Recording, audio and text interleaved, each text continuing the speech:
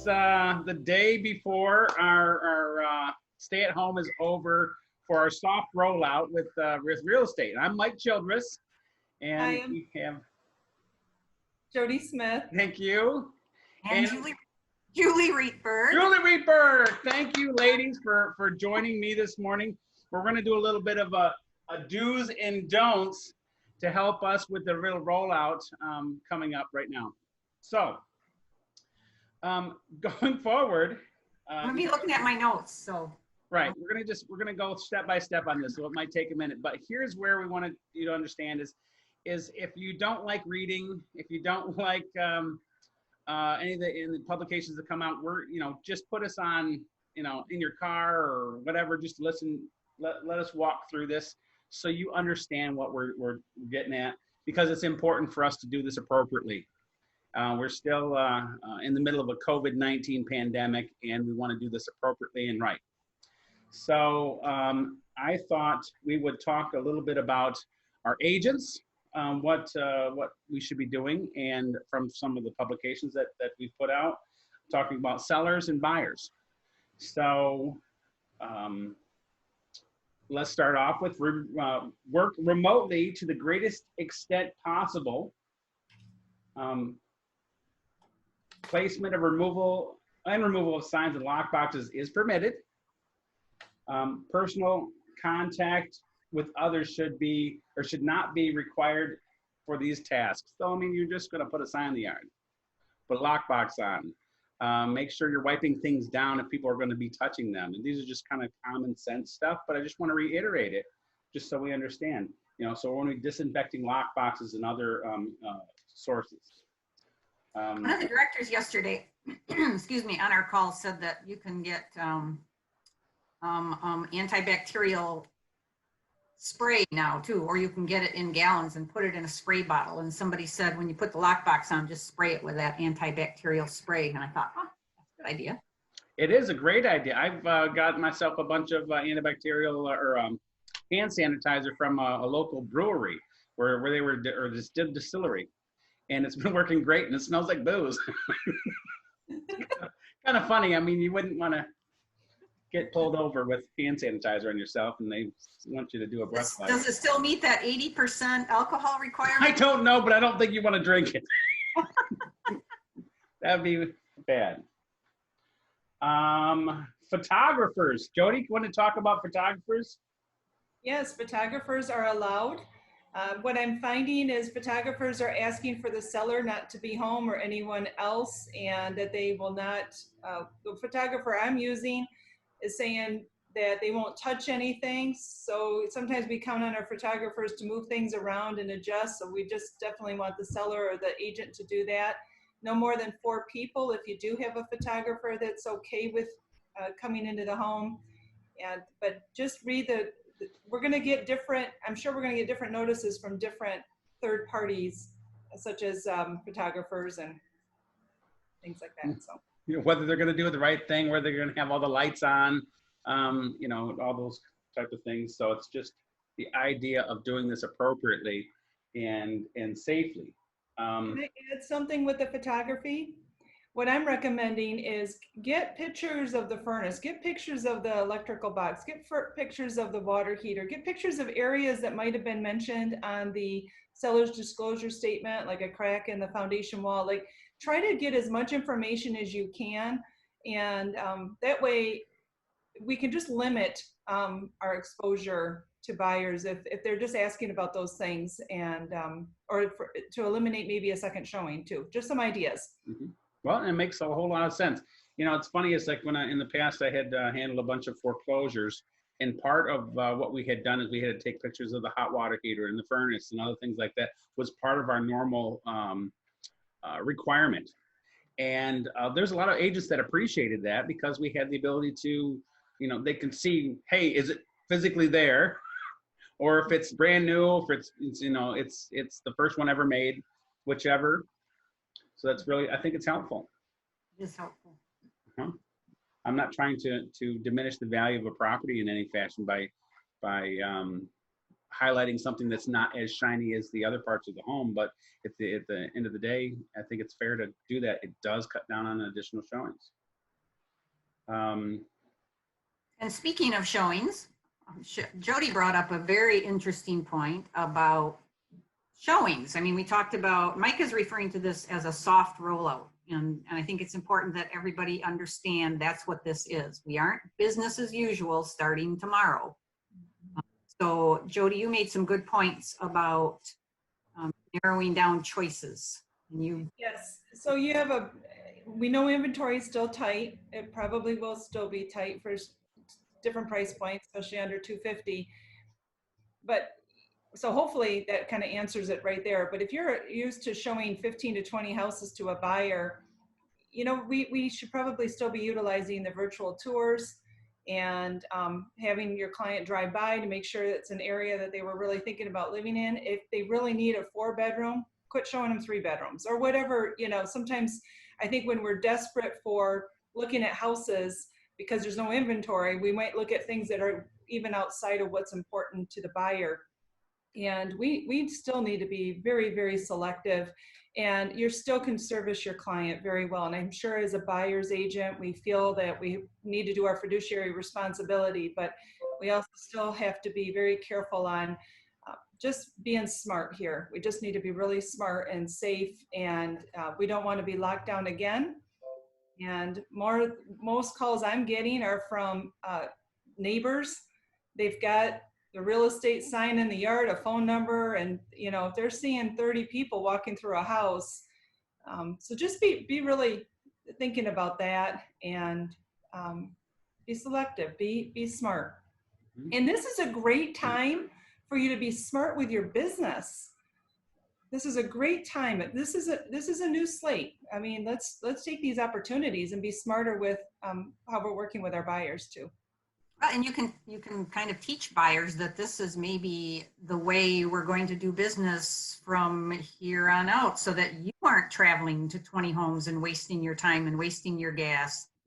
Narrow down that field to 5 or 6. That's them and great for you. Saves everybody time and. No, I mean, absolutely, you are so right. I mean, why if your buyer says, "Hey, I want to look at every house that I can find on the internet." I'm like, well, we can't see all of those. But at the end of the day, is, you know, you're running around trying to look at 10 houses during that day. And if they're not taking copious notes, they're going to forget the first one, which might have been the best one. So it's the idea of just kind of narrowing down, because quite often people are looking at properties and they're not, you know, they just don't, they know different ones that just, you know, hey, it's kind of interesting. It's kind of fun to drive around. Let's go look at it. But they're not interested in buying that one at all. So if we can narrow these things down into an amount that makes sense, it does a couple different things for us, you know, going forward. You're absolutely right, Julie, is to help your customers, and then at the same time help the general public out, because we're not in about 50 different extra houses for no reason. And then having what you know, a buyer consultation and say, what are you actually looking for, to help guide them, because that's our job, help guiding people through the whole process and help them buy what they need. And Julie brought up a good point, Mike, right before we started this, is how we are able to go out and do our jobs before the stay-at-home order is lifted. And stay-at-home is still at May 15th, correct? And Julie, you brought up a great point. I mean, we're able to go inside homes. There's no other service industries that can go inside homes. I mean, I can't even get my carpets cleaned right now, you know, so we got to be very, very responsible and very considerate that we even have this opportunity to start when we can. There's nothing, you know, like I think Julie mentioned earlier, there's nothing more personal than your own personal home. There's no more safer spot, is what people configure. And so all of a sudden we're letting a lot of people in, and so we want to make sure that people are acting appropriately and when they're doing that. So next point on here would be conduct in-person meetings only when necessary to develop a new listing or show properties or sign necessary documents. You know, so we say, hey, sign documents electronically if you can. If you do have to go and meet with people for a listing presentation or signing documents or whatever the situation is. How do you handle that? Jody? Well, what our team has been doing is we found out of a product called Flip Smack, I think it is. And you can make all of your presentations in a electronic PDF, and you can utilize this Zoom meeting right now and share your screen and go through that presentation with somebody. You know, most people are going to be pretty savvy to this. I do understand we might have some, I'm generalizing here, but older people, I work with a lot of older people, and they might want to physically see you, right? I'll have to wear my glasses and my mask and all my gear, but no, I mean, we just have to still try to do as much as we can virtually, I think, with presentations. And Okay, and then if you're in homes, do we sit on their lap? I mean, well, we have to distance ourselves, right? We 6 feet. 6 feet. That's going to be for the rest of the year. Mm-hmm. Okay, good. Just keep in mind is that's what we're doing, and we're trying to stay safe. Just because we have the ability to go in properties now, we just need to make sure we do that. Meet clients at a home rather than driving clients to the showings. Unless your client doesn't have the ability to drive, if that's at all possible, that's I think is probably a good measure. Just to, you're sitting closer to someone if you're in the car, and we want to make sure that we're safe, and so we're safe for our additional clients and our own family members. Mm-hmm. So this next one, can I do the next one? You may. So discourage anyone who doesn't need to attend the showing from being there. Okay, so I've seen a lot of Facebook posts in our group about this already, and some are saying, well, gee, I'm gonna permit children, but I'm gonna make sure they keep their hands in their pockets, or they're gonna have to hold mom or dad's hands. And you know what? And there's concern that this is somehow discrimination based on familial status. It has nothing to do with any of that. Nobody's denying somebody the ability to look at a home. This is about safety. This is about new rules in the pandemic that we're in. This is about not taking children into homes for whatever. And I recognize, somebody said, what if they can't afford a babysitter? There's all kinds of creative things that people are doing. If you have a mom and a dad with kids and they absolutely can't afford a babysitter, then go to the home, leave the kids and one parent in the car while one parent looks, and then let them trade while the other parent looks. If they have more than one child and you have two parents and an agent, you're over 4 already anyway. So it just doesn't make sense. So we do limit it to 4 people. Much as we like to think. Don't bring your whole family. I mean, and really, I'm so afraid that this is going to be the one thing that's going to come back to haunt us, that people are going to start bringing more than 4, or that somehow kids don't count because they're not an adult. So they're not part of the 4. They are part of the 4. We can't allow them to be loose in the house, period. And part of the 4 includes you as the agent. Right. So, and if you're on a team or you're shadowing somebody and you've got an agent with you, now you're at 2. Yep. And if there's a single mom or a single dad looking, then you know what, they have to find a friend or somebody else in the family that will stay with the kids. I'm sorry, we just have to be careful. I can't stress that enough. We are going to be watched. We are the only in-home service industry that's been permitted to open, and we are going to be watched. Going in the properties. Now, if your listing comments say, all people showing the property must wear face masks, gloves, shoe booties, whatever the situation is, hazmat material, you need to abide by that. Yes. And if they don't, is there a big deal? Probably, we have MR introduced a new form that you can use for sellers to, let's say, declare what they want you to use when showing the property. they can also tell you as their listing agent, and you can put that in the showing comments, the the showing instructions and showing time. And one of our directors yesterday suggested that you might also even want to put that in the marketing remarks. So any buyers that are looking at properties online will see that facial masks and gloves are required for this one, and maybe not for that one, or booties for this one, or just masks for that one. But ultimately, you should make sure the seller's wishes are dictated through that showing instruction and through showing time, and possibly, if you wish, through marketing remarks.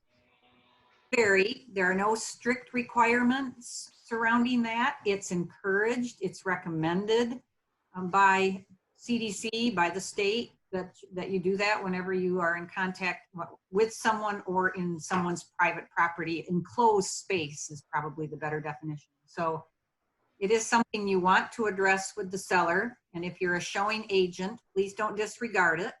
We had somebody that kind of implied on one of our Facebook posts that they really don't care what that says because they don't necessarily believe in everything that's happening here. And so they're just going to go ahead and show the home.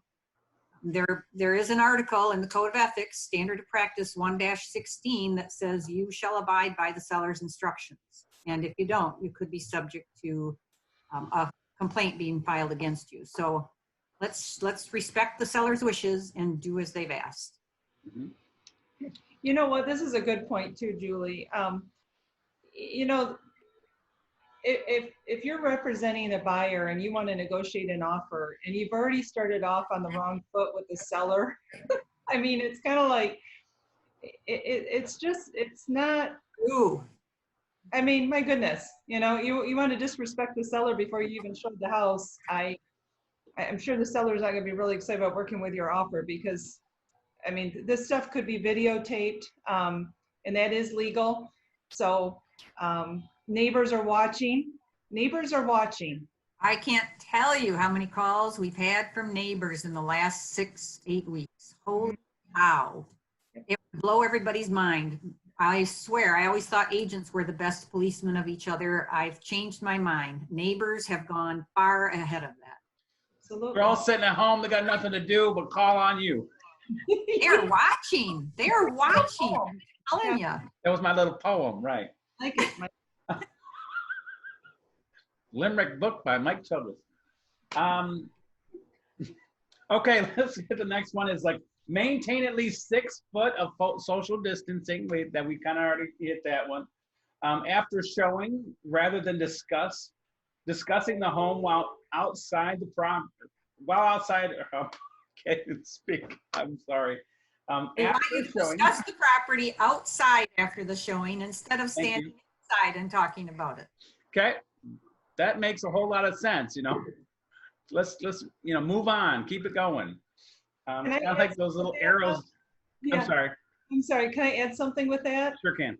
So a couple of things with the showings too is we've been used to a market where I'll pull up and there's an agent walking in and there's an agent walking out, and we need to be patient. We need to be patient and stay in our cars until the agent is done showing to his buyer. And hopefully the agent that's sitting there with their buyer, you don't sit around and congregate and make everyone else wait to get into that house. Like, get in your cars and go on to the next house, like you were saying, Mike. But we just have to be, I know that we're trying not to do we're not doing overlapping showings, but we might be showing up at the same time or see each other. Mm-hmm. So if it happens, is let's say the people showed up late and they're still in the home, wait. Mm-hmm. Just use a little bit of common sense. I know it might mess up with the schedule. It's a little bit difficult. It's a little bit different. The person inside's not being a jerk. They just want to go through and be safe with their customers. As a listing agent, do not permit overlapping showings. We talked about that one. And then we've also had some that have suggested that you put a little time between the appointments. So when you're opening up the appointment time, consider leaving block off a 15-minute space before and after that time, so that it kind of helps if somebody was running late, but it also helps for things to, let's say, air out in between those showings. And that for sure. Some people will, like I say, it's not necessarily, let's say it's a vacant home and you have someone that's, I don't know, could be coughing and wheezing for the showing beforehand, and you want to kind of have the dust settle per se.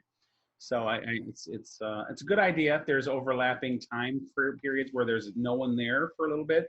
But if, we're going to do the best we can with the situation that we have.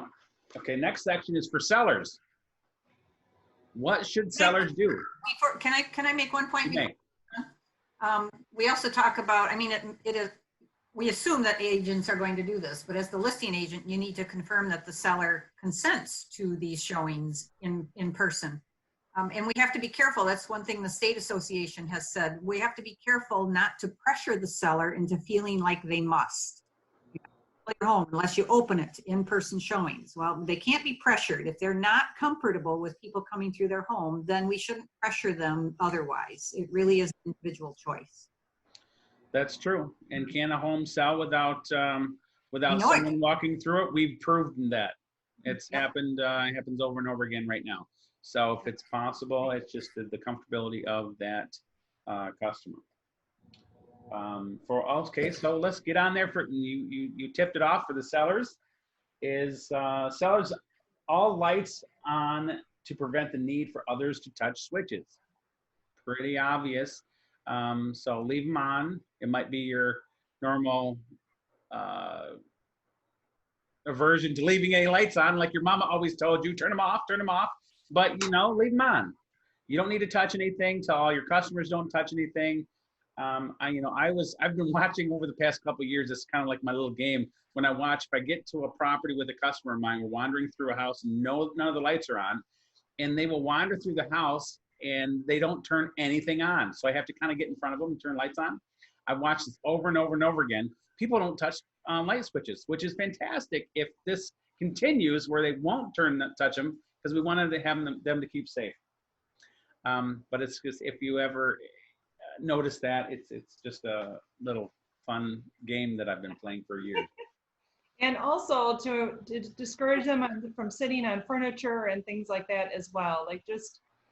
Yep. And the seller to also have the doors open, right, Mike? Like closet doors, maybe open ajar, or the pantry door. It's not to be, it doesn't have to be picture perfect where you'd want to like, hey, let's show it all. It looks better with all the closet doors shut. Open them up so they can see how big it is and they don't have to touch anything. They can just kind of scoot around the house. All the doors are open, making it simple and easy for people to just kind of wander through.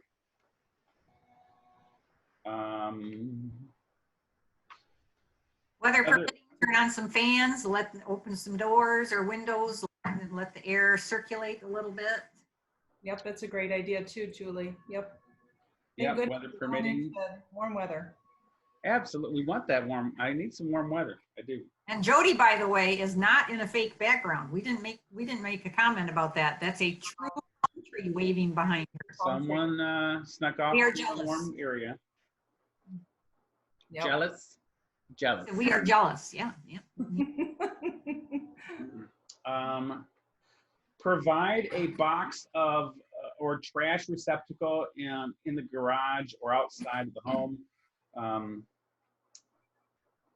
for the sole use of agents and buyers to dispose of covers or gloves or anything like that. That'd be very helpful if you can do that. Have something, you're just trying to control and contain. And Mike, go ahead, Julie. You go. I think one thing that's going to be a common question is who is responsible for providing the PPE when, if you're a seller and a listing agent. And I think it's just my opinion is it's up to you as a listing agent as to how you want to address that. If you want to be sure everything is done, but I think we're all kind of struggling with getting that stuff. I know even with GRAR ordering it, it's not been easy. I shared with you guys, my husband sells medical supplies. We only got 10 face masks. And those are the disposable ones. So they're hard to get. So how do we go about that, you guys?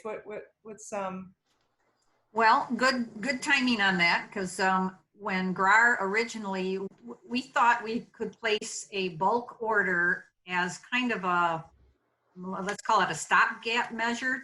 We originally thought at a minimum, we weren't going to be able to go back to work until the stay-at-home order was lifted, which was May 15. So we placed a bulk order of 10,000 masks and 20,000 gloves, which you have most people, not everyone, 2 hands, 1 mouth, and 20,000 shoe covers. The problem is that originally we were going to be happy if we could get them before May 15. Well, then when we were told we could get back to work May 7, of course, we've accelerated that and tried to get them sooner. The masks have been delivered, but the gloves and the booties have not. We think the gloves will be there today, and we did talk about that in the message we sent out yesterday. It's not intended that GRAR is going to be your provider for that. Again, we wanted to at least for the current moment of getting back to work, until all of you could make work of finding a source for that. We were hoping this would be a stopgap measure so that you could start returning. It's intended for agents' use, and we hope to give you enough supply that will at least help with your clients and customers for a time. But I'm telling you, they're not going to last long, and we're concerned, like toilet paper, that people are going to hoard. So the directors did decide that we're going to distribute what we get to the brokers for disbursement within their offices. We're thinking that there are some agents busier than others. Some agents are showing more homes than others. Some agents have greater use than others. And as a result, it's probably best for the broker to determine how they should be distributed within the office. Now, having said that, we've had some questions from members saying, well, gee, maybe we shouldn't start to show homes yet because we don't have the PPE yet.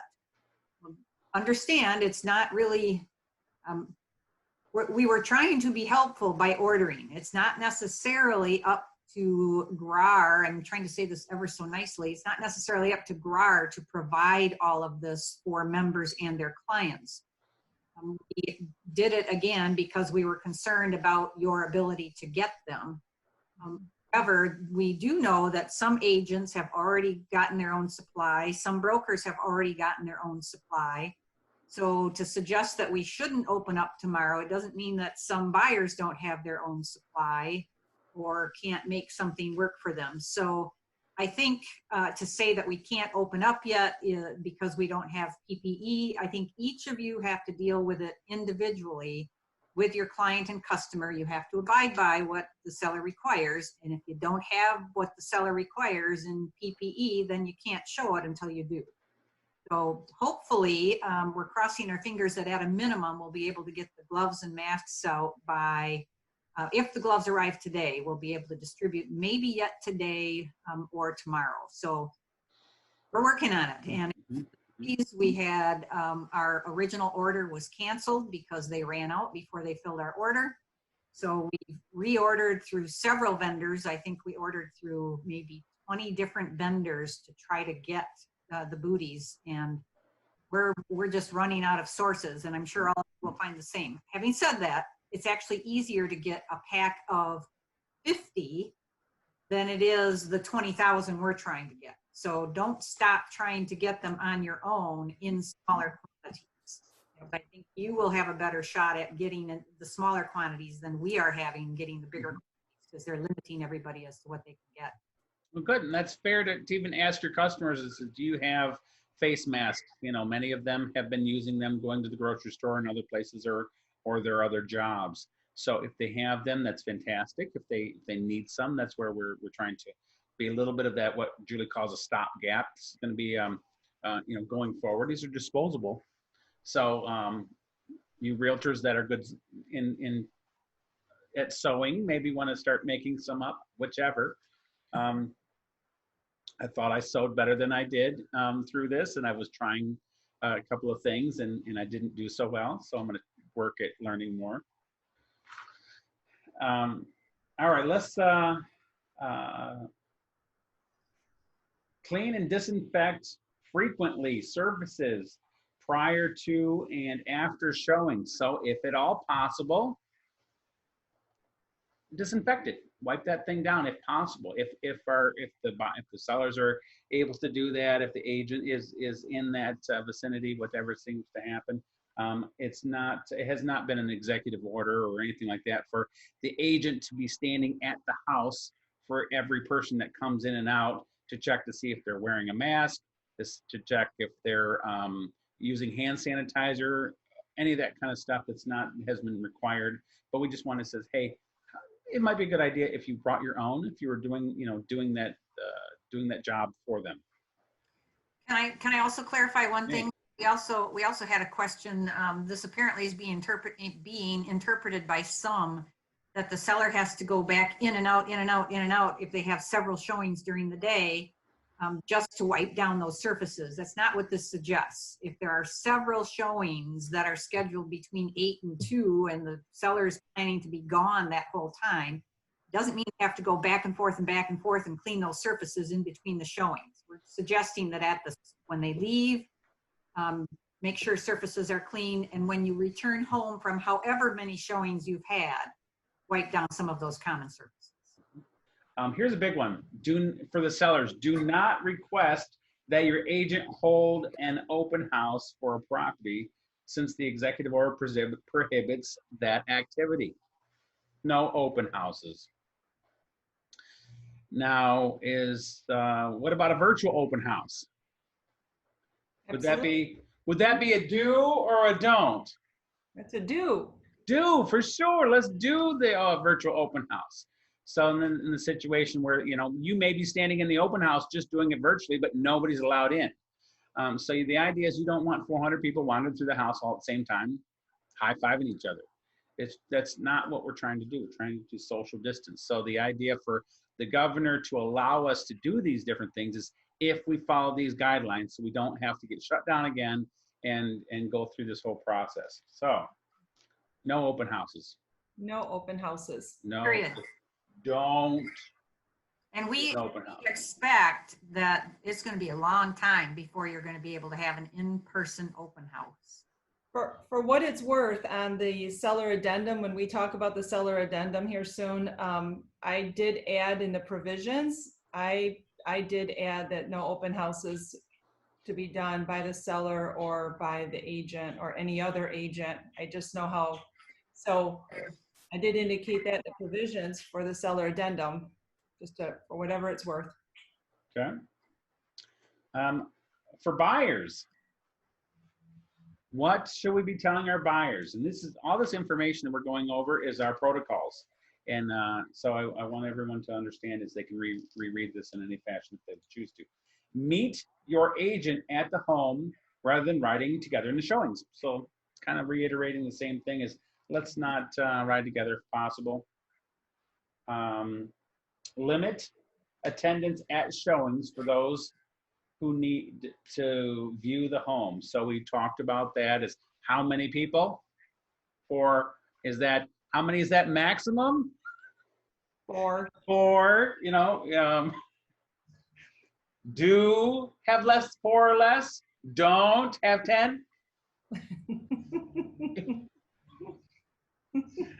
Just so you understand, I'm just trying to reiterate that. we're getting a little slap happy here. Well, good. I mean, that's the only way someone's going to watch it. Been a long couple weeks, several weeks.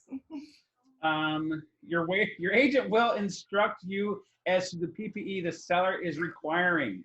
So they're going to put some information down of, hey, are you going to share? Don't share phones, don't share pens, don't share tablets or other devices. Do not exchange paper documents. Request everything be sent electronically. So don't, I got to do this behind me backwards. Don't touch anything extra that you don't have to. Oh. Do keep your hands to yourself. Does that make sense? Makes sense. So here's another great opportunity. I mean, I've always been an agent that has tons of marketing materials, and I've also been very bothered about what I'm contributing to the environment. So here is a great opportunity to save yourself you don't have to cut back on your marketing. You just do it differently. You know, do it electronically. Like I mentioned before, the Flip Smack book or whatever that's called. I should probably know about that. But you can still attach all those documents to the MLS.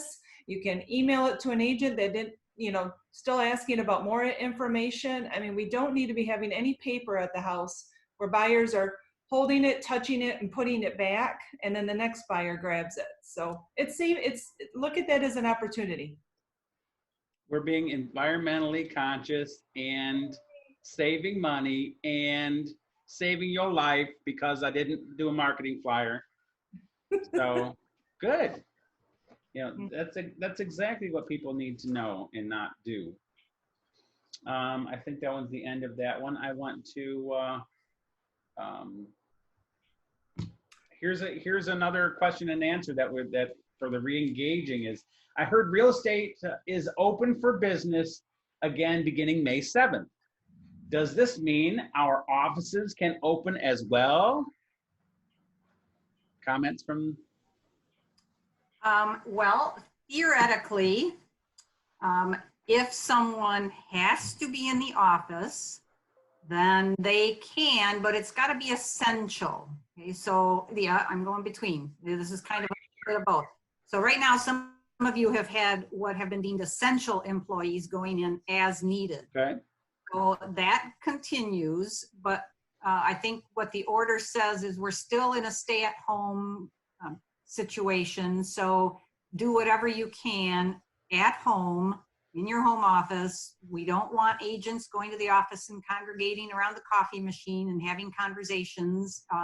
Do those by Zoom, have coffee by Zoom, but only go to the office when it's really necessary, when you need to sign a document because somebody's not electronically able to do that, whatever the case may be, but do as little from your office as possible. I mean, I know you haven't seen some of your friends in 2 months. Yeah.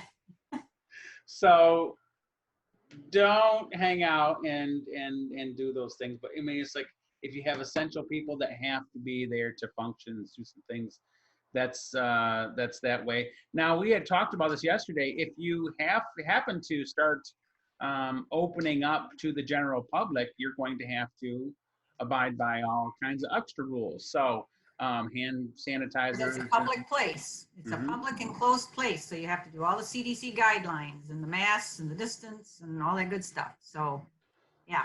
If you are not open to the public, then, and you have just a couple of essential employees, then I think that you're able to function a little differently. You wouldn't have to have everything going in. And so I think what I'm getting at is I think some offices may open up because of, you know, their function that they need to do, and some of them may continue to work from home.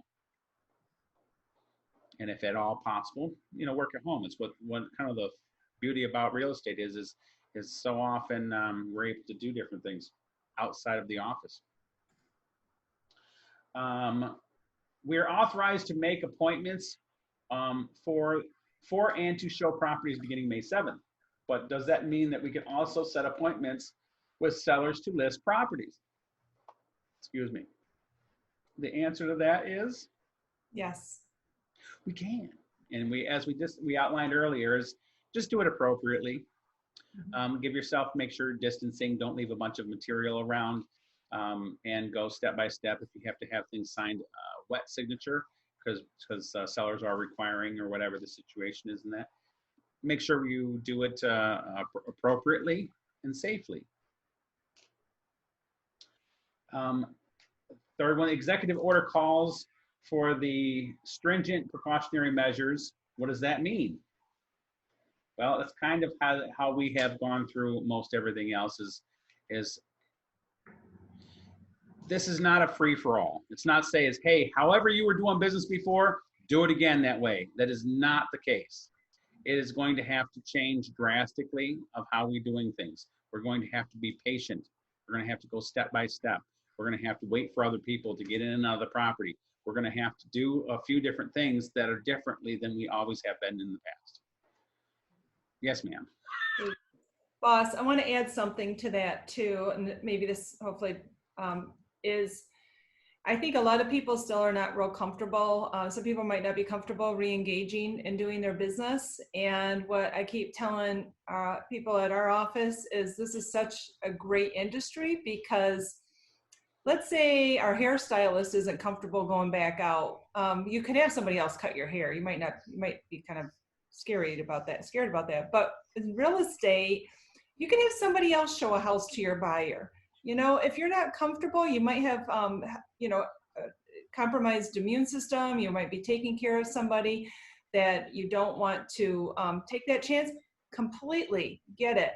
But, you know, we are in an industry to help each other.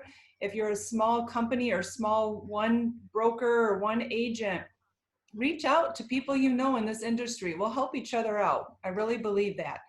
And so I just, let's try to work together and help each other. And if you feel like you know a coworker, a co-realtor that could probably use some help, you know, reach out to them. Absolutely. Great time to help your fellow man out and woman, person out. Two different other things that I wanted to just talk about here is showing and certification release. So a couple of different forms that have been added to our bag of tricks would be as the showing, certification, and release. And if anyone looks at that one, it's just having the person, the buyer, sign this disclosure.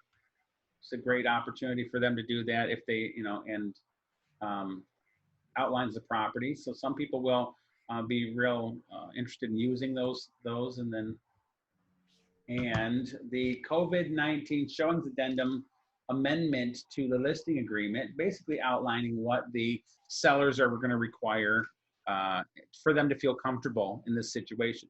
So just like Julie had said, we don't want to make sure that people feel as though we're shoving something down their throat. They need to, you know, you have to take this the way it is. That's not the case.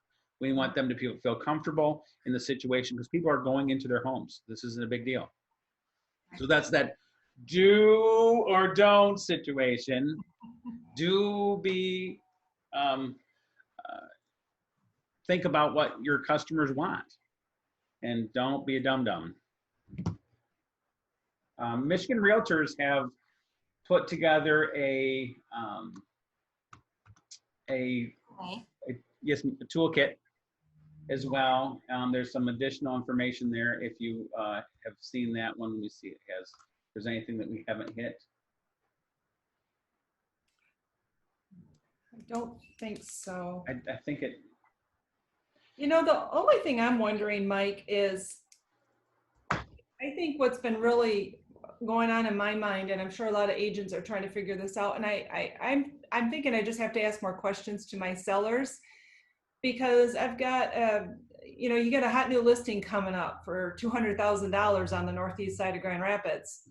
You know, the old way 2 months ago was I would have it on the market for 5 days, allow 35 showings before I would consider offers, right? You know, I'm just kind of curious. It's going to be interesting to see how everyone's going to handle this differently, but I'm having that conversation with one of my clients right now that I'm not even comfortable with that. I'm not even comfortable with that. So I think it's just going to be a lot of, hopefully we can share that kind of our experiences and share our stories over the next week on Facebook on what's working, what's not, what seems to be just kind of like a circus. And I do believe that we have a pent up demand and buyers are, I just saw in my email, we had 44 new listings in our office just submitted last night. And I'm like, that's pretty exciting, you guys, very, very exciting. But you know, I'm just kind of curious how that we're all going to handle that and not overwhelm our sellers and make buyers uncomfortable and make agents uncomfortable and it looks terrible to the community because then it looks like an open house. Unintentional open house. Yep, that's. I think it's going to be a little bit of a flurry of new activity. I don't want to say, you know, the people.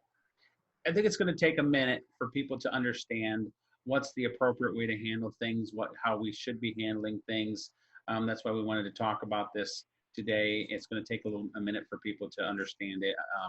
Again, I'd like to ask that our membership give everybody a little grace and say, you know what, we don't know everything about everything. Hindsight's always 20/20. So, we deal with things with the information we have at the moment that we have it, and we try to make the best decisions we can. And I don't think that, overall, whether we're being willy-nilly or not about things, I don't believe so. I think vast majority of our agents are consciously trying to be safe, trying to do this appropriately, and I think that we can. I think we can sell houses safely, but we just have to pay attention a little bit. Yeah, I love what you just said. That's very Yep. true. And I just said, be patient, be considerate, and be safe. good. You need to be patient. Considerate.